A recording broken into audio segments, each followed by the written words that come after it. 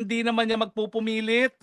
Nagpupumilit yan dahil alam nila na gusto mo talagang matanggal din ang Inday Sara Duterte dahil gusto mo nga na maibalik na naman ang Marcos forever. Halos 80% ng mga kongresista hindi yan lalagda na hindi man lang nila naintindihan kung ano yung linalagdaan nila na articles of impeachment. Wala ngang diskusyon kung ano yung mga basehan sa impeachment Inday Sara. Basta alam nila, pag lumagda, good shot sila sa iyo. At kapag good shot sila sa iyo, magkakaroon sila ng sangkatutak na ayuda at mga proyekto kung saan pagkakakitaan na naman nila sa pamamagitan ng tongpats. Di pa nitong Vice Ganda, win a one-trip jet ski ticket to The Hague. Ang akin lang, siguro Vice, bago ka magsalita ng ganyan, aminin mo muna na ang nagpapasweldo sa iyo ay ang mga tambaluslos. Kanya, kung saan may ere yung programa, pag-aari na ngayon ni Tambaluslos. Usapan na naman po natin ang mga deklarasyon ni Junior. Unang-una, ang sabi ni Junior, wala tayong magagawa, makakaladkad tayo sa gulo. Hindi tayo pwede maging neutral kapag nagkagulo dahil sa Taiwan. Naku, ano ba naman pong nakain niyang ating Junior na yan? Hindi ba niya naintindihan na sarili niyang ama ang nagpasimuno ng One China Policy, ng binuksan ng One China Policy at nagkaroon ng diplomatic relations sa panig ng China at ng Pilipinas. Ang ama niya ang kumilala na iisa lang ang China. Yan po yung tinatawag nating One China Policy. Bakit niya sasabihin na hindi tayo pwede maging neutral pag nagkagulo sa Taiwan? Bakit? Gustuhin ba niya na ang mga Arab countries ng Middle East maghimasok sa atin dahil sa gulo sa Mindanao? Yan po ang mangyayari kapag sinabi niya na hindi tayo po pwedeng maging neutral sa issue ng Taiwan. Ang Taiwan po ay talagang kabahagi po yan ng China. Nung natanggal po sa pwesto yung mga namumuno ng nationalist government at napalitan ng gobyerno ni Mao Zedong, gustuhin man hindi, yan naman ay ginusto ng mga mamamayang Chino. At mukha namang yung sugal nila, napakaganda naman ng resulta. Ngayon po, ang China ang pangalawang pinakamalakas na ekonomiya sa buong daigdig. Ironies of ironies, komunista sila pero parang mas natalo pa nila mga Amerikano pagdating sa pagiging kapitalista. So ngayon, ang issue is ano mangyayari kapag ang Taiwan ay nagdeklara ng independence, no? Syempre, ano bang ginawa natin nung nagkaroon ng ISIS sa Marawi na nais din magdeklara ng isang independent sovereign na Muslim city, di ba? Linabanan din natin, ginamitan din natin ng dahas at wala namang nagreklamo dahil talagang sa international law merong karapatan ng mga bansa na protektahan ang kanilang integridad pagdating sa kanilang teritoryo. So ganyan din po ang usapin ng Taiwan. Yan po ay kabahagi ng China at kung talagang magpipilit ang Taiwan na magdeklara ng kanyang independensya, po pwede naman pong gumamit ng dahas talaga ang China at hindi dapat maghimasok ang iba't ibang mga bansa ng daigdig. Bakit ba naghihimasok ang bansang Amerika dyan sa Taiwan? Dahil ang Taiwan po ang number one supplier ng semiconductors na ginagamit ng mga Amerikano para sa kanilang mga missiles. At kaya sa kanila, merong national interest ang Taiwan. Dahil kung mawawala ang Taiwan, mawawala yung mga microchips na ginagamit nila sa kanilang mga missiles at iba pang mga armas na ginagamit pagdating ng digmaan. So sa atin, dapat isipin natin, ano bang pakialam natin sa Taiwan? Bakit ba natin pinapagamit ang ating teritoryo bilang base militar sa mga Amerikano at bakit tayo makikisali sa isang gera na wala naman tayong kinalaman? Huwag natin kakalimutan sa ating saligang batas, we have renounced war as an instrument of our foreign policy.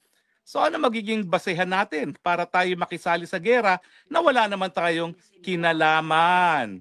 Marcos Jr., hello. Kaya naman ikaw sunod-sunuran lang sa mga Amerikano dahil alam mo, kinakailangan mong suporta ng mga kano. Ay naku, matagal ka nang natanggal sa pwesto.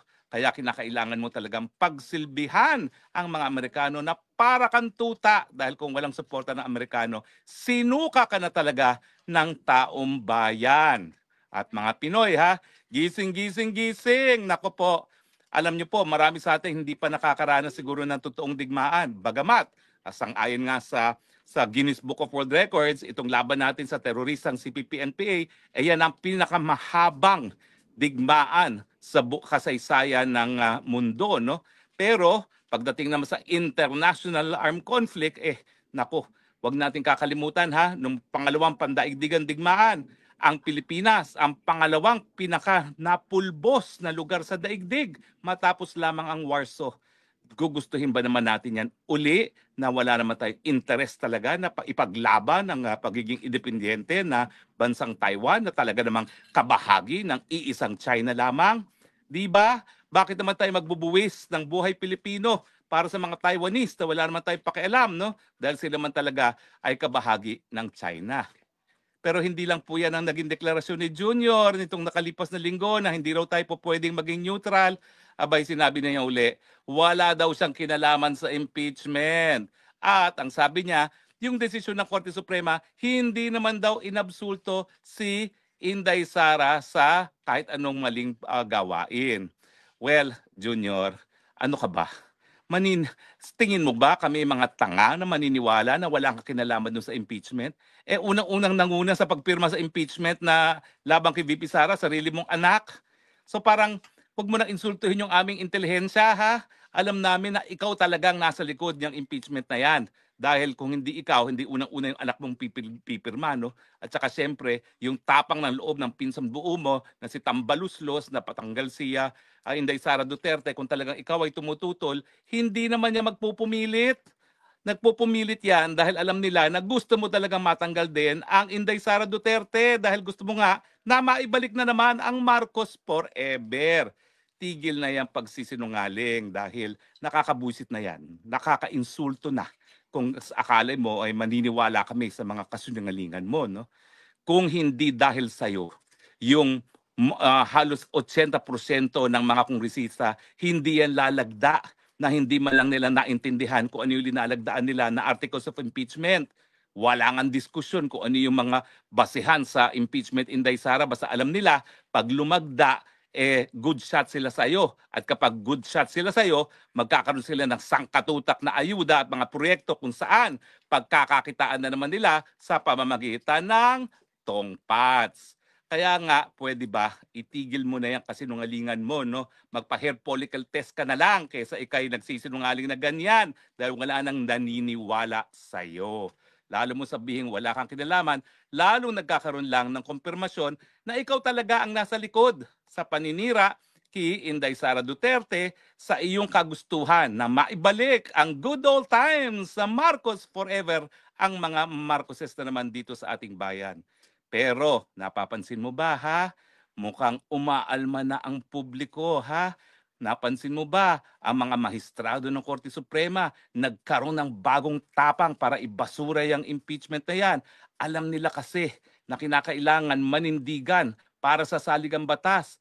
At kung napapansin mo yung kanilang paninindigan sa saligang batas, taliwas sa iyong kagustuhan. Ibig sabihin, tingin nila bilang na talaga ang iyong mga araw at hindi ka na dapat katakutan. Kasi talaga namang wala ka na kontrol sa gobyerno eh. Sa totoo lang, di na namin alam kung sino talaga nagpapatakbo ng gobyerno. Sigurado kami, hindi ikaw. Hindi lang namin alam kung sino talaga ang nagdidikta. Kung iyong asawa, si Lisa Tanas na tinatawag ni Maharlika, o di naman kaya si Tambaluslos. At siyempre, ang exciting dyan, mukhang nagbabanggaan na yung dalawang nagpapatakbo sa gobyerno. Soon, malalaman natin kung ano ang magiging resulta sa iyong gobyerno na ikaw ay patingin-tingin lamang at hinahayaan ang lahat ng taong mamuno maski wala silang mga mandato. So again ha, ang aking paalala sa iyo, wag na wag mong isipin na naniniwala pa ang taong bayan sa iyong kasinungalingan. Alam namin, ikaw at ikaw at ikaw pa rin ang nasa likod ng pagtatangka na pagtanggal kay Inday Sara Duterte. Maiba naman tayo. Itong si komedyanting Vice Ganda. Ayun, nag-joke-joke na naman, no? At binuhay niya yung jet ski na sinabi ni Tatay Digong nung kampanya na pupunta siya doon sa mga Chino in a jet ski at paalisin sila dahil ang inaangkin nila ay teritoryo ng Pilipinas. At sinabi pa nitong Vice Ganda, win a one-trip jet ski ticket to The Hague. Well, alam nyo, matagal na ako naninindigan sa karapatan ng malayang pananalita. Totoo, may karapatan si Vice Ganda na magsabi kung ano mang gusto niyang sabihin, kung ano kanyang nasa loobin. No? Ang akin lang, siguro, Vice, bago ka magsalita ng ganyan, aminin mo muna na ang nagpapasweldo sa'yo ay ang mga tambaluslos. Yung kumpanya kung saan may ere yung programa, pag-aari na ngayon ni tambaluslos. Dapat sana meron ka man lang disclosure para naman malaman ng taong bayan kung saan ka nanggagaling, kung saan nanggagaling yung mga galit na meron ka laban kay PRRD. Na ang kabuhayan mo nakasalalay ngayon kitambaluslos. Pag kanya kasi merong disclosure, maintindihan namin kung saan nanggagaling yung ganyang, ewan ko ba, yung galit na hindi namin maintindihan na ano bang ginawa sa ni Tatay Digong. Naalala namin nung in-interview mo si Tatay Digong nung presidente siya, hangang-hanga ka. Alam ko sa akin, hit na hit mo ako, pero alam ko na naman yun, no? Wala naman akong pakialam sa'yo. No? Pero nung ikaw ay nag-interview kay Tatay Digong, hangang-hanga ka sa kanya, tapos ngayon kung ano-anong sinasabi mo. Alam mo kasi tayo mga Pilipino, kapag isang tao ay nakadapa na, hindi na sinisipa, Vice Ganda. Ang ginawa mo, nasa sahig na si Tatay Digong, nandun na, nakakulong na, 80 anyos, mamamatay na ata sa kulungan, sinisipa-sipa mo pa. Anong kaligayahan ang nakukuha mo sa ganyang gawain? Hindi ba dapat kung hindi mo siya po pwedeng sabihan ng ganda, tumahimik ka na lang. Ang gusto mo ba talaga tirisin pa yung tao na nakakulong na at 80 years old? At kung sa tingin mo na natutuwa ang taong bayan, naku ang Pilipino hindi ganyan. Ewan ko kung pareho tayo ng karanasan sa paglaki sa Pilipinas, no? Pero hindi natutuwa ang taong bayan na nakadapa na yung tao, sinisipa-sipa mo pa.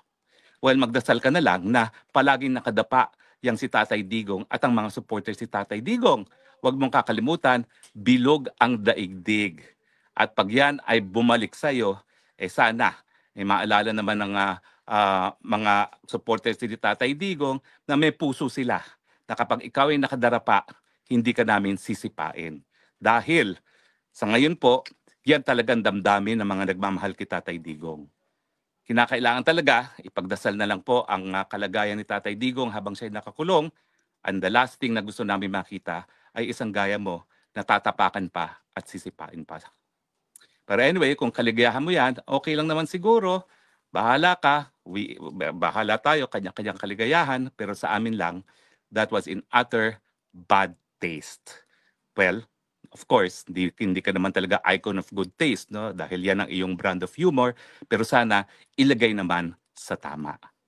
But anyway, I'm sure mabubwisit lalo sa akin si Vice Ganda. Okay lang yan dahil wala namang magandang sinabi sa akin si Vice Ganda. No? Pero sa akin, sinasabi ko lang sa loobin ng mga Pilipino na ang taong nakadapa na, hindi na dapat sinisipa pa.